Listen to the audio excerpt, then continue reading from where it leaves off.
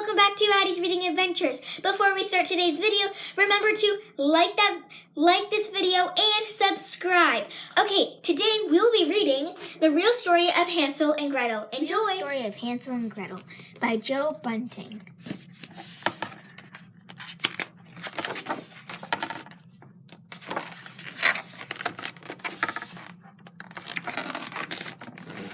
Many of you have heard the story of Hansel and Gretel, but you haven't heard the real story of what happened. I am the true victim and the hero of this tale. My name is Wendy Winterton, not the ugly witch as some have rudely described me. It's not my fault I have jet black hair and a wart on my nose. That is a pure coincidence. Let me tell you what really happened that summer day. Just down the river from my quaint cottage lived a small German family, consisting of a mother and her two children, Hansel and Gretel. One July afternoon, she asked her children to walk down the river and gather berries for dinner. All afternoon long, they gathered berries, and as they did so, they walked deeper and deeper into the forest. Even every so often, they dropped some breadcrumbs to not lose their way back home. But what they didn't know was that the breadcrumbs were getting eaten by small birds until they were all gone. As it started to get dark, they realized how far they had walked. When they turned to head home, they couldn't find their breadcrumbs and soon became lost in the forest. After hours of walking, they were so exhausted they lay down to sleep under an oak tree. Let me just pause here and say out loud what everyone is already thinking. What kind of mother lets her two young children just wander all day in a dangerous forest full of wild animals? But that is a discussion for another day.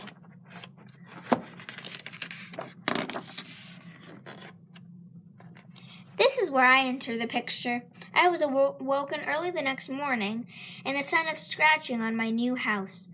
I should probably explain that I am local pastry chef. I spend my time each day baking cakes and sweet treats of all kinds to take to the local market. I'm so good at what I do, I even learn how to build my home out of delicious treats. From time to time, I have to scare away wild critters who want to eat my house. So I thought that this was the same, but to my great surprise, I found two young children biting off large chunks of my house. What do you think you're doing? I wanted to yell, but What kind of undisciplined children just walk up to a stranger's house and start eating it? That's called destruction of private property. You know, but I could tell by their appearance they had slept in the forest the night before, so I took a deep breath and tried a more diplomatic approach. Nibble, nibble, like a mouse. Who is nibbling on my house? I whispered as I approached the children. Startled by my appearance, the children gasped. Now this is where the crazy notion of me being an ugly witch came from. For heaven's sakes, I just woke up. How would you look like after being dragged out of bed early in the morning by two thieves in the process of burglarizing your house? Don't be afraid, poor children, I said. You seem lost. Can I help you? Oh, please, we were out picking berries for our mother, and birds ate our breadcrumb trail, and now my brother and I are lost, Gretel cried. Will you please help us? Our mother is going to be so mad, explained Hansel. Of course, dear children, I said. Why don't you come in and I'll give you a decent meal to eat? You must be starving. Why would their mother be mad? I wondered. If I was their mother, I'd be panicked, not mad, but I let it pass, and into my house we went. I went to work baking the most delicious muffins, cakes, donuts, and sweets for them. Everything I baked they devoured until nothing remained on the table. No matter how much they ate, they demanded more food.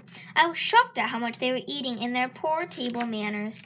Just when I thought I couldn't feed them any more, they fell asleep right there with their heads on the table. Now, being the good host that I am, I thought the table a rather uncomfortable place for them to sleep, so I decided to move them someplace more comfortable. Due to many critters I kept catch nibbling on my house, I stored quite a few cages on my back patio. I thought this would be a comfortable place for Hansel due to all the straw, so I dragged him out back, which was incredibly exhausting due to his size. Gretel was much easier since I decided to put her on a mat near the fireplace so she could stay warm. But by this time it began to get dark again, and I knew they would both be hungry or more hangry when they woke, so I began preparing a delicious meal for dinner. I loaded the wood in the fireplace and lit it. Now, where I come from, you help fix the meal when you are a guest. As such, I woke up Gretel and asked for her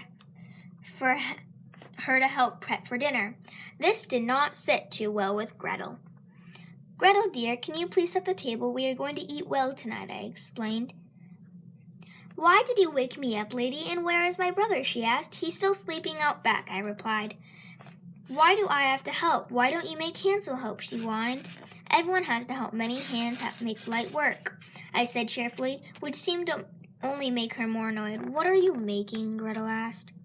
It's my famous delicious buttermilk stew, I chirped. Sounds gross, Gretel mumbled.